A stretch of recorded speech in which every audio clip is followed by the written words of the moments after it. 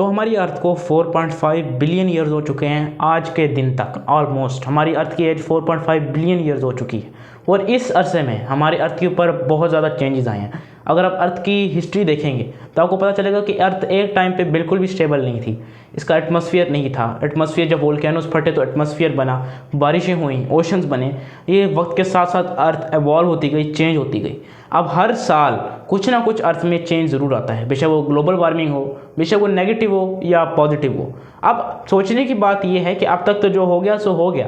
अगर फ्यूचर में अगर हम देखें तो क्या होगा, what will happen to Earth in the future. अगर हम कुछ 10 साल हम आगे कर लें, 10s ऑफ ईयर्स आगे कर लें या 100s ऑफ ईयर्स आगे करके देखें तो क्या होगा हमारी अर्थ के साथ, आज हम इस वीडियो में देखेंगे।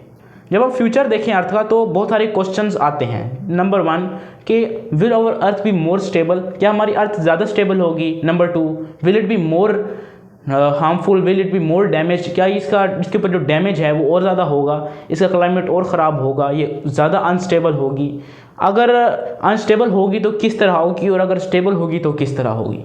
अब इन तमाम क्वेश्चंस का जो आंसर है वो इतना एग्जैक्ट नहीं है क्योंकि फ्यूचर में कुछ भी हो सकता है, लेकिन कि काफ़ी हद तक प्रूवन जो टेक्निक्स हैं उनके नज़रिए से कुछ ना कुछ आंसर ज़रूर निकाले हैं साइंटिस्ट ने।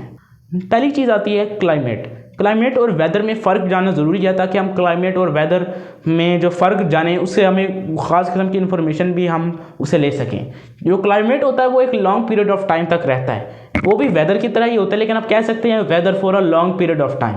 कि जैसे कि अर्थ के 100 साल तक जितना टेम्परेचर रहेगा एवरेज, वो उसको हम क्लाइमेट कहेंगे, जबकि अगर वेदर है तो वो कुछ घंटों में भी चेंज हो सकता है। अब जो क्लाइमेट है अर्थ पे वो कभी भी स्टेबल नहीं रहा, हमेशा एवॉल्व होता रहा है और चेंज होता रहा है। अगर हम एग्जांपल ले लेते हैं 20,000 साल पहले की, तो आइस एज का ज़माना था जहाँ पर हर जगह बर्फ़ ही बर्फ़ आपको देखती थी। लेकिन उसके बाद आप अगर थोड़ा सा आगे जाएंगे तो आपको पता चलेगा कि क्लाइमेट का जो टेम्परेचर है वो बढ़ता गया, क्लाइमेट चेंज हुआ और अब आप देखें तो कहीं भी आइस एज नहीं दिखती। कुछ खास कॉन्टिनेंट्स हैं, एंटार्क्टिका का आपको पता होगा, लेकिन बाकी कहीं भी इस तरह ग्लेशियर्स जो हैं वो नहीं दिखते जैसे कि पुराने ज़माने में दिखते थे।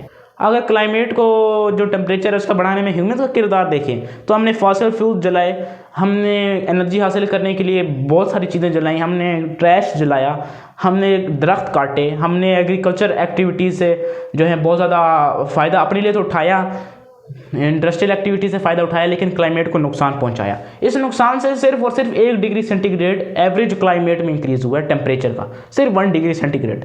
ये बोलने में सिर्फ लगता है, लेकिन साइंटिस्ट कहते हैं कि अगर एमिशंस जो ये नुकसान है इसी तरह बढ़ता रहा तो 2100 के एंड तक हमारी अर्थ का नक्शा बहुत ही अलग हो जाएगा और 5 से 7 डिग्री सेंटीग्रेड जो टेम्परेचर है वो इंक्रीज़ हो जाएगा। अब शायद आपको ये इतना ज़्यादा ना लग रहा हो कि जितना ज़्यादा आप कहें कि भाई यार ये कौन सी बात है, लेकिन प्लांट्स और इकोसिस्टम के लिए ये बहुत ही क्रूशल है। इससे इकोसिस्टम जो है वो बहुत डैमेज होंगे, बायोडाइवर्सिटी कम होगी क्योंकि एनिमल्स कुछ ऐसे होते हैं, कुछ उनकी ऐसी स्पीशीज होती है जो कि ख़ास टेम्परेचर तक सर्वाइव कर सकते हैं, उससे 1 डिग्री भी ऊपर नहीं जा सकते।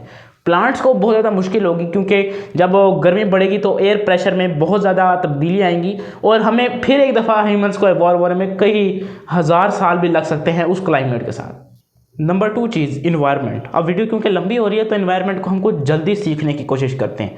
इन्वायरमेंट जो है आपके इर्द गिर्द का माहौल है और ये आपके ऊपर बहुत ज़्यादा असर डालता है। ये क्लाइमेट आपको बहुत आहिस्ता आहिस्ता नुकसान पहुंचाता है या फ़ायदा पहुंचाता है, जबकि इन्वायरमेंट आपको कुछ ही दिनों में, कुछ ही महीनों में आपकी पूरी स्पीशीज़ ख़त्म कर सकता है। जैसे कि अगर हम 250 मिलियन ईयर्स अगो देखें, यानी कि तकरीबन 2.5 करोड़ साल पहले, तो हमें दिखेगा कि मेरा मतलब है 25 करोड़ साल पहले, तो अगर हम पीछे देखें तो हमें पता चलेगा कि जो 95% स्पीशीज़ हैं उस वक्त बिल्कुल ख़त्म हो गई थी क्योंकि एक वोल्केनिक इरप्शन हुआ था जो कि इतना ज़्यादा बड़ा था कि 95% जितनी भी स्पीशीज़ थी यहाँ पे वो बिल्कुल मिट गई थी। कुछ स्पीशीज़ बची थी जो कि बाद में ही इवॉल्व हुई और ये एक क्रूशल फैक्टर था उस वक्त के डायनासोर्स के ख़त्म होने का, और ये भी एक थ्योरी है कि डायनासोर इसकी वजह से ख़त्म हुए।